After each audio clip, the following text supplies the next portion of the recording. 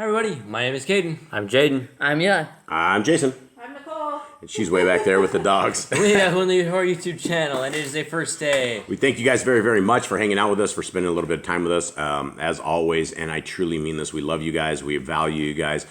You guys are our extended family. You guys are the family we never had, and we really, really appreciate all of you. And we're having a good time in the Telegram chat group. If you guys have not joined that, we have a Telegram chat group. It is in the description. You can also find us on our other platforms. And there's always a good chance that the kind, generous, wonderful folks at the Yah Scriptures will give the third strike to this channel and other channels. And you can always find us on BitChute, Odyssey, Rumble, and 153news.net, as well as, we're only on 153news.net to expose the Yah scripture grifters. And but you can find us everywhere else, as well as 3 YouTube channels. And please share the information that we have with the Yah Scriptures with everybody.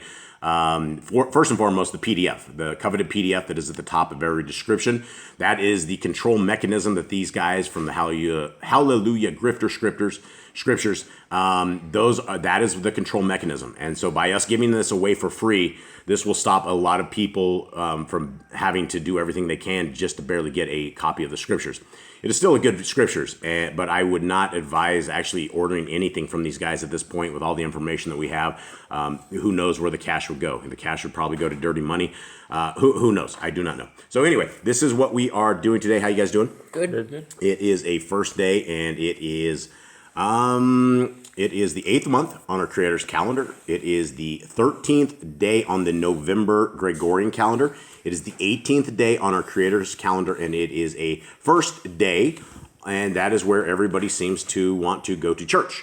And so the majority of the world is going to a church with a 501c3, a preacher who cannot do anything. And a 501c3, folks, is a tax-deducted company that they do not have to declare their taxes. They have to declare them, but they do not have to pay on them. And so it is something that they also cannot speak freely. And since 2019, all of these 501c3 supposed churches, they came out, they said nothing. They let everybody just get marched off to the wolves, and they were too weak to ever say a word.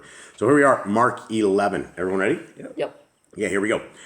And when they came near Jerusalem to Bethphage and Bethaniah, and at the Mount of Olives, he sent out 2 of his Talmidim and said to them, "Go into the village opposite you, and immediately entering into it, you shall find a colt tied, on which no one has sat. Loosen it and bring it. And if anyone says to you, 'Why are you doing this?' say, 'The Adon needs it, and shall send it back straightway.'" So they went away and found the colt tied by the door outside on the street, and they loosened it.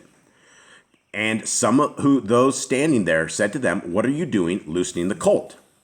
And they said to them, "As Yahushua had said." So they let them go. Okay, what kind of miracle did we just experience here? The guy just let his donkey go.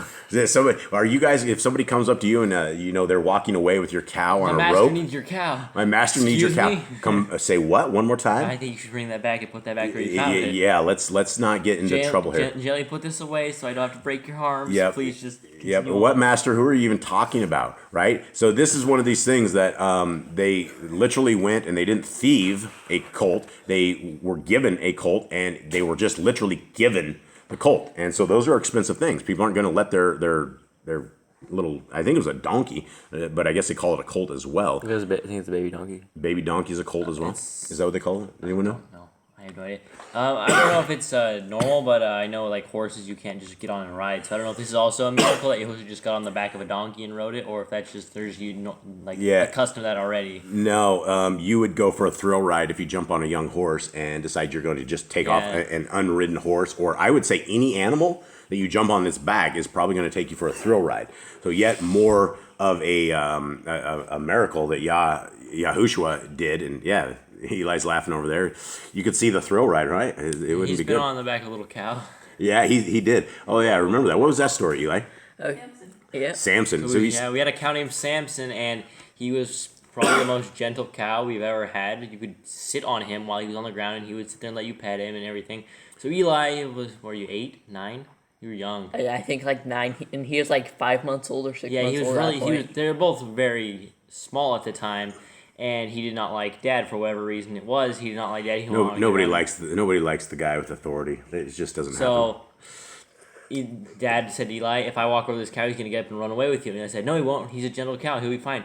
So Dad walks over, and away he goes, and Eli's flying through the air with the cow. Blows up like lickety-split and just takes off. And I didn't know what to do. I'm like, holy cow. This cow starts taking off and running with Eli on his back. And I don't remember exactly how. I think you ended up on the ground somewhere. Yeah, kicking him off. I was holding by the ear trying to hold on, but then I decided to let go, and then he jumped up and I flew away. So Eli has had a thrill ride, and that's probably what would happen if you sat on the back of a colt or a horse or anything that has never been ridden. Okay. 7. And they brought the colt to Yahushua and threw their garments on it. And he sat on it. And many spread their garments on the way. And others were cutting down branches from the trees and were spreading them on the way. And those going before and those following cried out, saying, Hoshiana! Baruch is he who is coming in the name of Yahuwah. Baruch is the coming reign of our father David. In the name of Yahuwah, Hoshiana, in the highest. And Yahushua went into Jerusalem and into the Mikdash. What is the Mikdash, guys? Temple. Okay, and having looked around on all, he went out to Bet-Anayah with the 12, as the hour was already late. And on the next day, when they had come out from Bet-Anayah, he was hungry. And seeing at a distance a fig tree having leaves, he went to see whether he would find anything on it. And when he came to it, he found naught but leaves, for it was not the season for figs. And Yahushua responding said to it, let no one eat fruit from you ever again. And his Talmudian heard it. And they came to Jerusalem. Yahushua, entering into the Mikdash, began to drive out those who bought and sold in the Mikdash and overturned the tables of the money changers and the seats of those selling doves. All right, so I hate to say this, but he is my example for flipping the tables on the Hallelujah Scriptures people, right? Not only, I mean, this was an evil encounter. This was absolutely evil because what these guys were doing in this temple is the people needed to go get a sacrifice. So instead of them having a sacrifice or going outside of the temple and buying their sacrifice thing, they were in the temple probably with cages of birds and tables. So the birds are all sitting there defiling the temple. It's all of this. And they came and it was merchandise. It was merchandise. Can you imagine that? Selling this to the people that are coming to ask for forgiveness. And although it was probably very convenient just to be able to go to the temple and buy one of these, obviously, it really ticked Messiah Yahushua off that all of a sudden we have our gentle giant who is calm, who is loving, who turns the other cheek. All of a sudden, he gets a whip and he beats the snot out of these guys. And we've talked about this before, but you're not just going to go to a vendor and take his money. You're not just going to go to a vendor and flip his tables without these people coming unglued and trying to attack you. I think something on that point is that the day before, he had just been praised, saying he was the king of Jerusalem, that he was going to save them all. And now he's like flipping their table. I think he's signifying, I think that's a signification that he is going to restore his father's temple rather than save them from their things. And people didn't realize that was an important thing there when he said, this is my father's house and it's meant for a house of prayer. Yeah. Like he basically came to save his father's throne from being rolled. Not his throne per se, but his house. Something. Yeah, the place he exists in. Yeah, no, absolutely right. Okay, so here we go. 16. And he did not allow anyone to carry a vessel through the Mikdash. And he was teaching, saying to them, has it not been written, my house shall be called a house of prayer for all nations, but you have made it a den of robbers. And the scribes and the chief Kohanim heard it, and they were seeking how to destroy him, for they feared him, because all the crowd was astonished at his teaching. Yeah, so these just the Pharisees lost a lot of their business.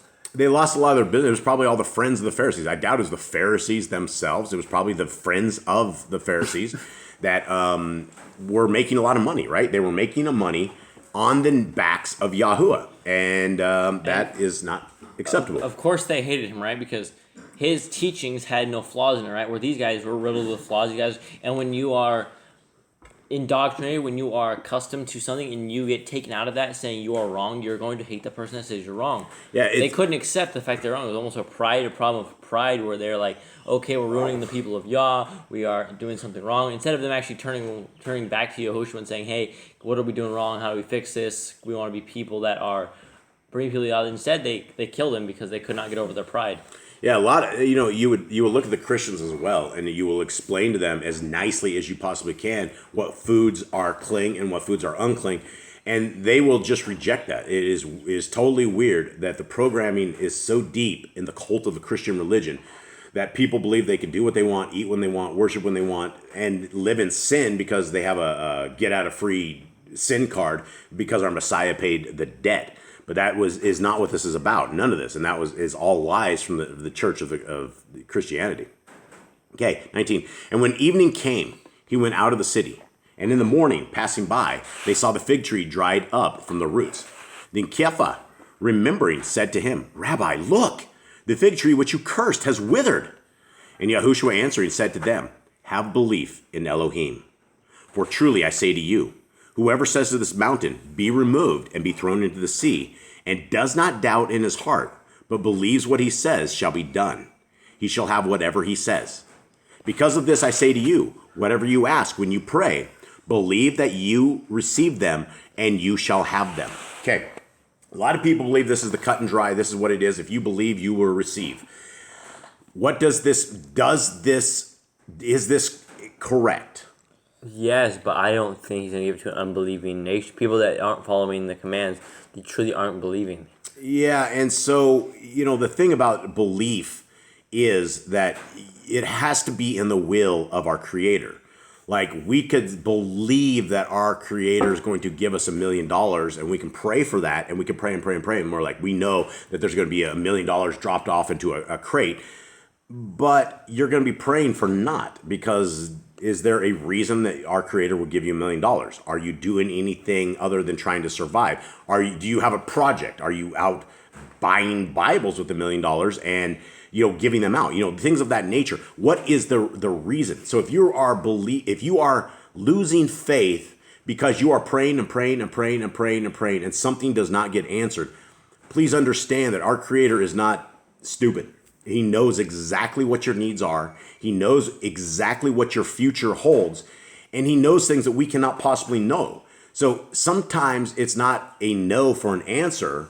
Sometimes the answer to prayer is wait. Or sometimes it is a no. So, but it's on Yah's timing. It's not on our timing. Okay. Because of this, I say to you, whatever you ask when you pray, believe that you receive them and you shall have them. And whenever you stand praying, if you hold whatever against anyone, forgive, so that your Father in the Shemaim shall also forgive you your trespasses. Now, one thing we're forgetting here, guys, is we're forgetting our entire mission here on this. What is our mission? To teach the word. Well, not to teach the word. Our mission on this particular thing is to get the law, statutes, and commands of Messiah Yahushua. We just ran across a commandment that we have to get added, and I worry that we've lost track in Mark because we're just getting into the reading, and it kind of sounds the same. So here's a commandment, and whenever you stand praying, if you hold whatever against anyone, forgive, so that your Father in the Shemaim shall also forgive you and your trespasses. So, Miss Nicole, yes. You have that? Yeah. What verse was that? That was Mark 11:25, and then it continues on. But if you do not forgive, neither shall your Father in the Shemaim forgive your trespasses. And we went over this yesterday a little bit about people that are, people that are stuck with guilt. This is a lot different. This is something that when we are holding a grudge, when we are holding on to the past, when we are holding on to things that don't matter anymore, more than likely the person you're angry with has no idea you're angry with them. So your heart, your soul, your body will suffer because of your anger, and it's unhealthy to begin with, but it's even more unhealthy because it says our Creator our Father in the Shemaim won't forgive our trespasses. So we need to be forgiving. If we want our trespasses forgiven, we must forgive those who have trespassed against us.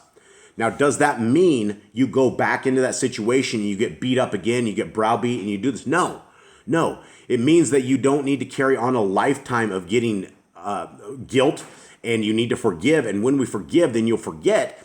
And don't put yourself in those situations. This is not a call to go be abused by any means. It's not a call to have people abuse you and then you have to forgive them and they abuse you again and they forgive you. It's just over and over and over, right? You need to separate yourself and save yourself, right? If they're abusing you over and over and over, more than likely they're not in the Torah. More than likely they're not part of the kingdom, and they're just being evil, and Hasatan is using them to hurt you. Okay, 27.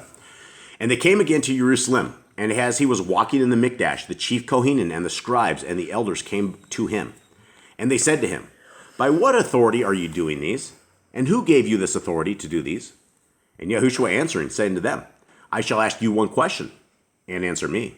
And I shall say to you, by what authority I do these? The immersion of Yochanan, was it from the Shamayim or from men? Answer me. And they reasoned among themselves, saying, if we say from the Shamayim, he shall say, then why did you not believe him? But if we say from men, they feared the people, for all held that Yochanan was a Nabbi indeed. And answering, they said to Yahushua, we do not know. And Yahushua answering said to them, neither do I say to you by what authority I do these. The technical, legal grappler is Messiah Yahushua. You do not want to grapple in the Torah with Messiah Yahushua.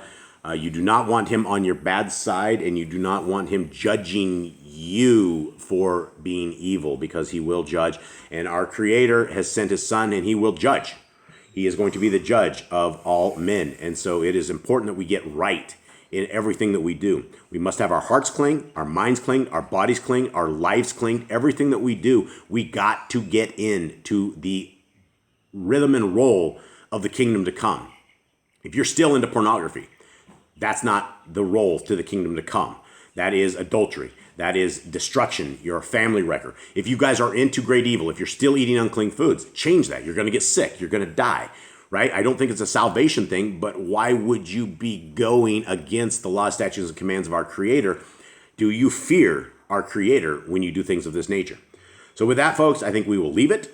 I have much love for you guys. We love you as a family, and we hope you have a wonderful first day and a wonderful week. All right. Shalom. Shalom. Shalom.